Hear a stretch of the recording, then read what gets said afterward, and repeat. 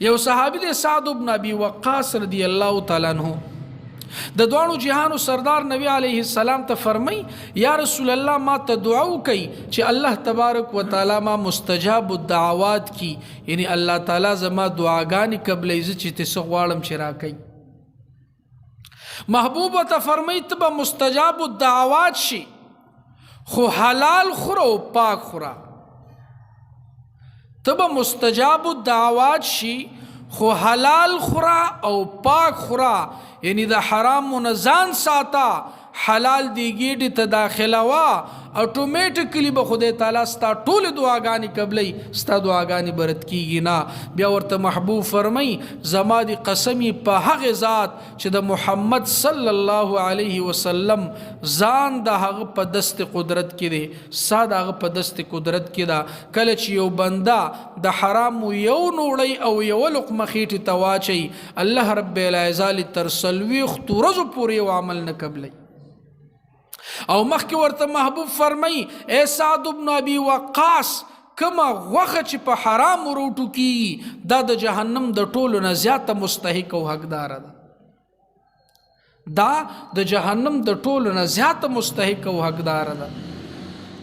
دا دوانو جہانو سردار نبی علیہ السلام فرمائی کم سڑے چی حلال خوری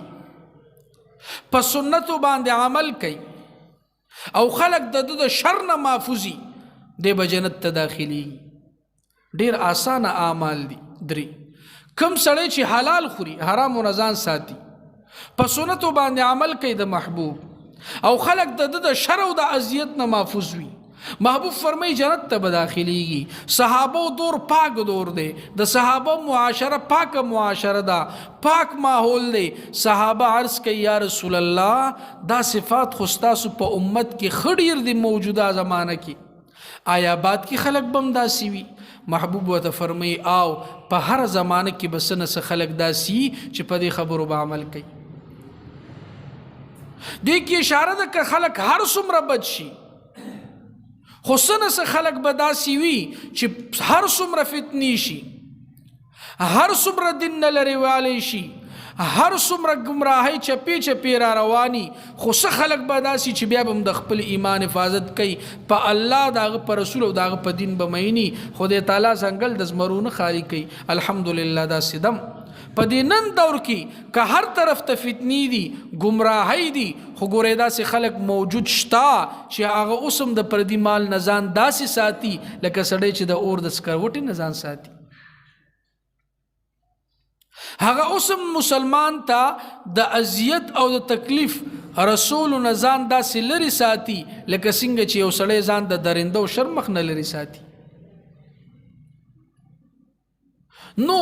رونو د حرام خورای نه د خدای تعالی مونږ تاسو ساتي بل عبد الله ابن عمر رضی الله تعالی عنہ ته محبوب فرمای کله چې تا کې سلور صفات راغ او سلور خوینه او خصلتونه کته ته د دنیا سم حاصل نشي دا تا د پاره کافی دي تاکي سلور صفات او سلور خوینه راغ که د دنیا سم در سرنی بزا تعالی کافی دي لومبه نمبر د امانت حفاظت د امانت حفاظت دویم نمبر رشتیا وینا دریم نمبر خکولی اخلاق او سلورم نمبر حلال خوری د حرام و نزان ساتل د سلور صفات چې تا ته خدای نصیب که د دنیا در سره سم نی نه د کور شتا نه د جیداد شتا نه د بینک بیلنسونه شتا نه د بل څه شتا بس دا سلور خبرې دلته کافی دي د کمال خبرې د امانت حفاظت او رشتیا وینا او خکولی اخلاق او حلال خوری او عبداللہ ابن مسعود رضی اللہ تعالیٰ عنہ فرمائی